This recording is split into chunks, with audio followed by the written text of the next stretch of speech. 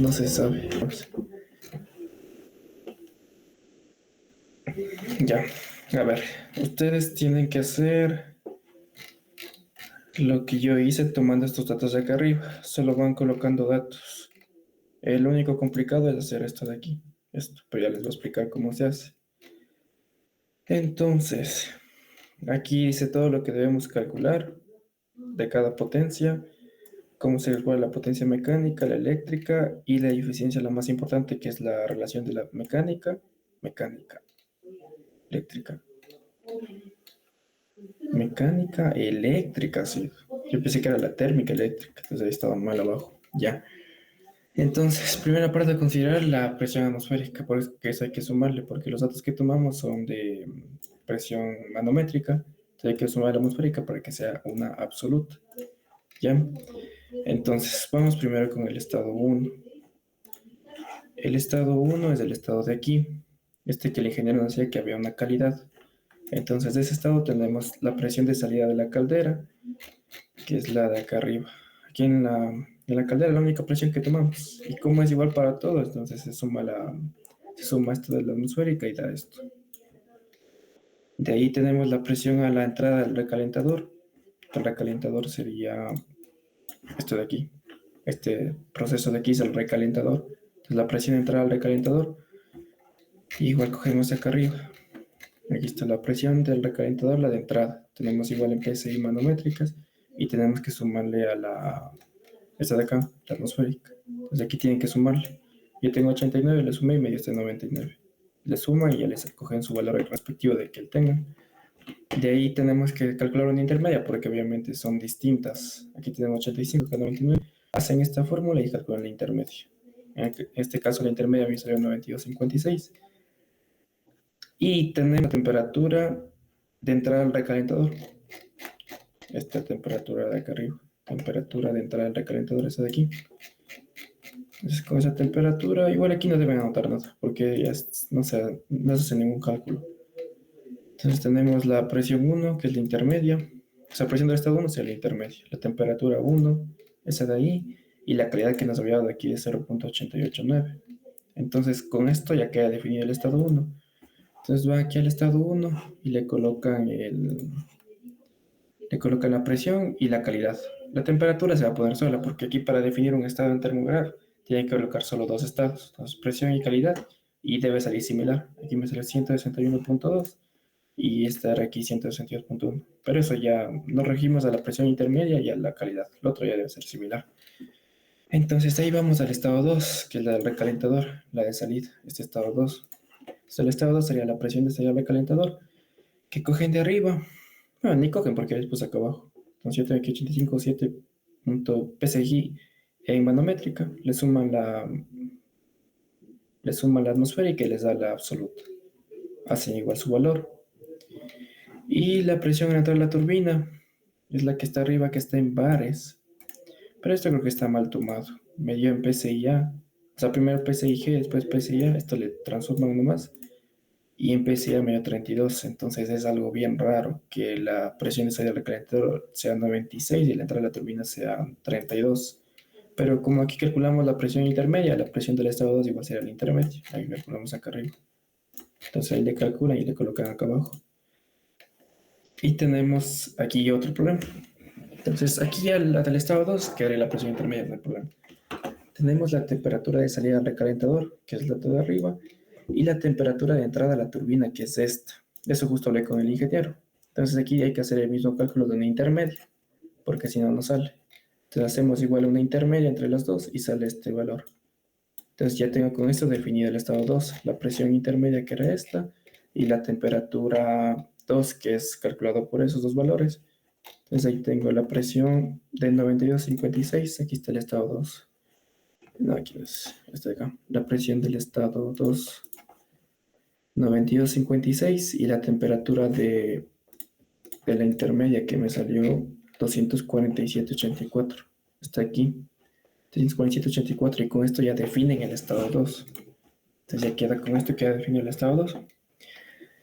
Entonces, el siguiente estado es el estado 3, el que baja hasta acá. Este estado 3 tenemos como datos la presión de salida de la turbina. Es el único dato que tenemos porque no hay presión de entrada al condensador. Entonces la presión de salida de la turbina tengo que es 2 bares. Le pasé a PSIG, a PSIA y me dio esto. Entonces la presión de este estado sería este valor que tengo de aquí. Ustedes igual le calculan y le colocan aquí. Y la temperatura de salida de la turbina igual es un dato, que es la temperatura de línea. Porque la otra es la de la que él dijo que es la negativa. Esa no hay que tomar, hay que tomar la de línea. Entonces aquí tomo, con esto ya queda definido el estado 3, con esta presión y esta temperatura. Entonces aquí le coloco el estado 3, la presión de 39 y la temperatura de 190. Y ya queda definido. Y esto, que es, aquí como decía, con esto ya queda completamente definido el estado 3, uniéndole al ciclo del estado 2 por medio de un proceso politrópico, porque esto no va a ser un proceso ideal, digamos, va a ser un proceso politrópico. Entonces lo que ustedes tienen que hacer, o sea, esto yo tengo aquí hecho y me salió que el proceso 2.3 tiene una eficiencia esta de 0.58, pero ustedes no van a poder hacer esto. Lo que tienen que irse es a Thermograph, le colocan que sea agua real. Las unidades, pues ahí ya le colocan que sea kilopascales y la temperatura en centígrados. Sí, no kilopascales era. Y la temperatura, no, PSI es, sí, perdón, PSI absoluta. Entonces aquí le crean un proceso, le ponen añadir proceso, no, añadir un ciclo, y este ciclo le ponen que sea ranking ideal de potencia. Y le generan aquí. Ya, entonces una vez que le crean este ranking ideal de potencia, aquí le dan clic derecho y le ponen que sea irreversible. Y le colocan, yo que sé, un 0.4, porque todavía eso no sabemos. Le colocan un 0.4. Y aquí lo paso siguiente, lo que tendrían que hacer es borrar este de aquí. Porque aquí tenemos dos estados. Tendría que colocar aquí el estado 1 que tengo yo acá. Este estado 1 tendría que colocarle aquí. Es estado 1. Le cambian el numerito aquí. Aquí es el numerito, le ponen aquí 1. Y ahí tendrían que hacer un proceso isóbaro. Tendrían que acercarse aquí. Ah, es que se borró. Bueno, sí, aquí. Se acercan aquí. Le colocan un proceso isóbaro. Y le desplazan hasta arriba. Hasta su estado 5, 1, que era el de aquí. De ahí le colocan ese estado 1. Le voy a acercarle. Este es de ejemplo porque ahí tiene su cálculo de su presión intermedia, entonces ahí le coloca. Y de ahí hacen otro proceso isóbaro, desde 7 hasta acá. Control y se une. Y aquí van colocando sus datos. Sus datos del estado 1 que yo tenía acá. Colocan su dato del estado 1, su dato del estado 2, sus datos del estado 3. Cuando ya coloquen este dato del estado 3, que es de aquí, de presión y temperatura, ya les va a calcular directamente qué eficiencia tiene. Entonces yo le coloqué y me dio la eficiencia de 0.58. Pero eso ya es colocando los datos. Y de ahí los otros estados es lo mismo, o sea, van colocando. Entonces, en el estado 4, que sería el estado de acá, los numeritos colocarán iguales porque si no vamos a tener diferente. Entonces, el estado 4, como dijo el ingeniero, no va a ser saturado, sino va a ser un estado que va a estar por aquí afuera. Y ese estado, ¿cómo lo definimos? La presión 4, la presión 4, como es una isóbara, va a ser la misma presión que 3. Entonces la presión 3 que calcularon acá arriba, que yo tengo 39, va a ser la presión 4, 39. Y le colocan aquí. Y ahí es lo que tomamos de ese dato de la temperatura. Ya no deben colocar aquí. Porque la temperatura del condensador, lo que están midiendo ahí, le cogí la digital porque era la única que varía, la otra era un valor constante. Entonces temperatura de 41 grados centígrados. Entonces en este estado 4, ya lo que hacen es colocar sus dos, porque siempre para definir un estado necesitan dos propiedades. Ya tenemos la presión que era constante. Estado 4, la presión que era constante de 39, en su caso la que calculen, y la temperatura que yo tengo de 41. Ya se define el estado 4. Ahí queda definido el estado 4. Entonces el estado 4 ya queda definido y nos falta el último estado que es el estado 5.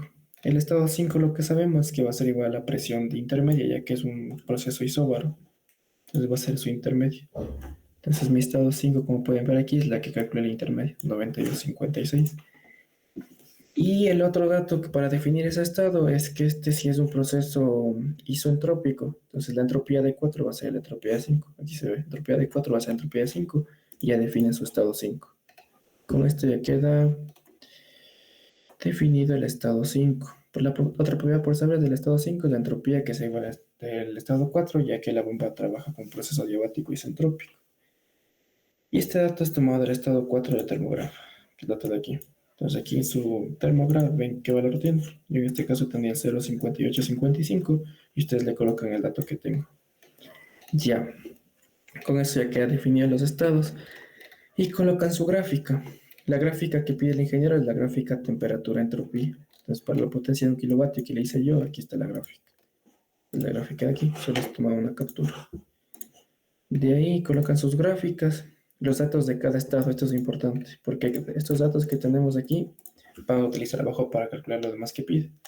Los datos de cada estado solo se vienen aquí y colocan así. El proceso 1 le toman captura, el proceso 2, 3 le toman captura así. Cada proceso le toma una captura, son 5 estados y colocan en su respectiva potencia. De ahí para el cálculo del flujo másico es la masa que es en cada estado por el tiempo promedio, pero ese tiempo está en minutos. Y bien para segundos ya le queda esto, le calculan igual para su potencia. De ahí tenemos que calcular el trabajo de la bomba. Esto recién agregué. Entonces el trabajo de la bomba, lo que tienen que hacer es restar las entalpías de acá, porque esto es la bomba. La bomba es esta, es pequeña. Entonces el trabajo de la bomba va a ser la variación de estas entalpías, la de 4 y 5, por el flujo másico. Entonces ya hasta que ustedes la hagan lo de arriba, yo ya le de calcular esto y seguían de eso y ya le pongo ahí la tabla para que coloquen solo el valor que calcular. Igual, el trabajo de la turbina, vuelta es el trabajo de aquí. El trabajo de la turbina 2,3. Igual ya le coloco como es y le coloco lo demás. El trabajo del calor de la caldera sería el calor que va de 5 hasta 1. Ah, no, pero aquí estaría mal. A ver, no, sí, eso es la caldera. Y por eso me sale una eficiencia bien baja. Porque esto es la caldera, aquí entra la caldera. Esto es lo que estamos definiendo. Entonces esto es la caldera de 5 a 1 es la caldera. Entonces ahí sería el calor de la caldera. El calor del sobrecalentador sería de 1 a 2, es lo que pide aquí. De ahí el calor del condensador sería de acá abajo, de 3 a 4. Igual ya le coloco el cálculo de ejemplo y solo colocan en la tabla.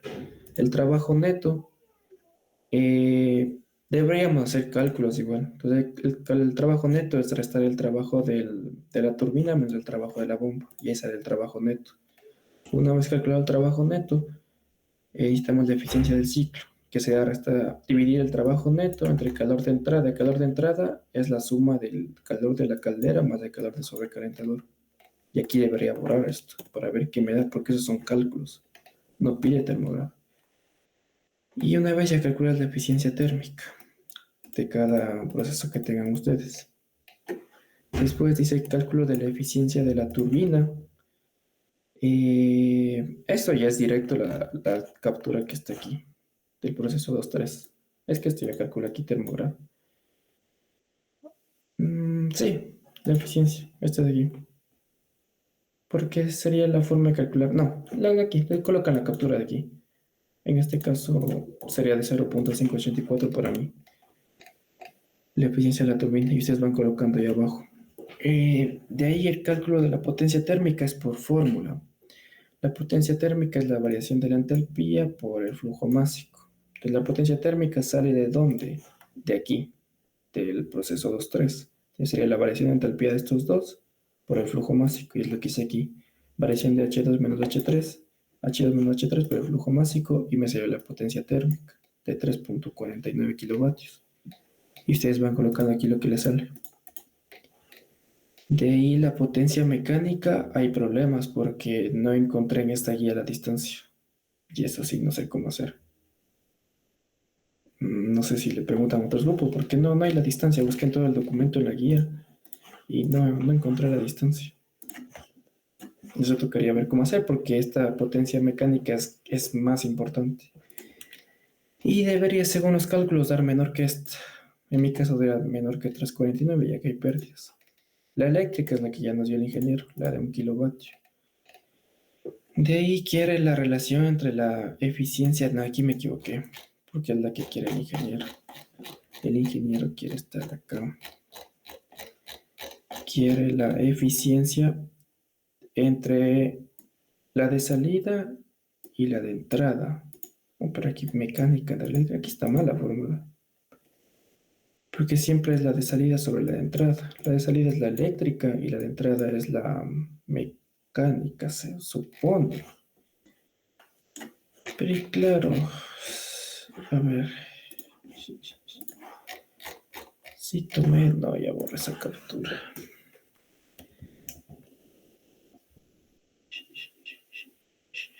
Denme un ratito, solo busco esa captura.